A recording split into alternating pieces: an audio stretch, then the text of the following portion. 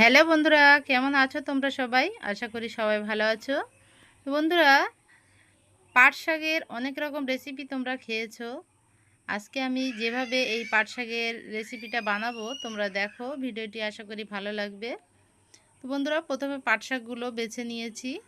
এবারে বটির সাহায্যে ছোট ছোট করে টুকরো করে কেটে নেব বা এইভাবে কুচিয়ে নেব। তো বন্ধুরা, পাট শাক দিয়ে এইভাবে এই বড়াটা বানিয়ে কে কে তোমরা খেয়েছো অবশ্যই কিন্তু কমেন্ট করে জানিও। তো একইভাবে আমি সবগুলো পাতা এইভাবে কুচিয়ে নিচ্ছি। খুব সুন্দর করে আমি পাতাগুলো কুচিয়ে নিয়েছি। আর এই বড়াটা বানানোর জন্য এখানে আমি নিয়েছি মুসুরির ডাল। মুসুরির ডালটা ভিজিয়ে রেখেছিলাম। দিচ্ছি 3-4 কোয়া রসুন আর 2টো কাঁচা লঙ্কা। খুব ভালো করে পেস্ট বানিয়ে নেব। পানি ছাড়াই বেটে নিতে হবে। পাট শাকগুলো আমি ধুয়ে পানি ঝরিয়ে রেখেছি। দিয়ে দিচ্ছি লবণ, হলুদ, সামান্য একটু ধনিয়ার গুঁড়ো, দিচ্ছি কোচানো পেঁয়াজ। এরপর দিয়ে দেব মুসুরের ডাল, রসুন আর লঙ্কা বাটা।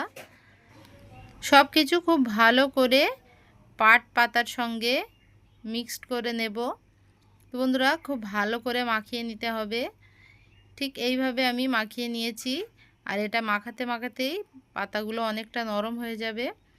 একে একে আমি বড়াগুলো ভেজে নেব। এর জন্য কড়াইতে দিয়ে দিচ্ছি সরিষার তেল।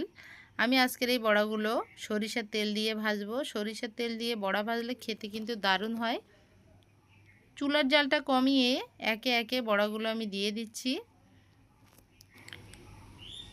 এপিট ওপিট করে লালচে করে ভেজে নিতে হবে। তো এক পিঠ হয়ে গেছে, অপর পিঠটা উল্টিয়ে দিচ্ছি। খুব ভালো করে এপিট ওপিট করে ভেজে নেব। বন্ধুরা, ভাজা হয়ে গেছে। আমি এবারে কড়াই থেকে এগুলো তুলে নেব। তো বন্ধুরা, সবগুলো বড়া আমার তুলে নেওয়া হয়ে গেছে। বাকিগুলো একইভাবে ভেজে নেব। দেখো বন্ধুরা, কতটা ইয়াম্মি লাগছে দেখতে। খেতে কিন্তু অসম্ভব মজার হয়। এইভাবে তোমরাও বাড়িতে বানাবে।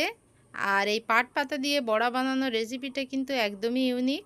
আজকের ভিডিও ভালো লাগলে একটা লাইক দেওয়ার অনুরোধ রইল। চ্যানেলটা সাবস্ক্রাইব করে পাশে থাকবে। ভিডিওটি বেশি বেশি করে শেয়ার করবে।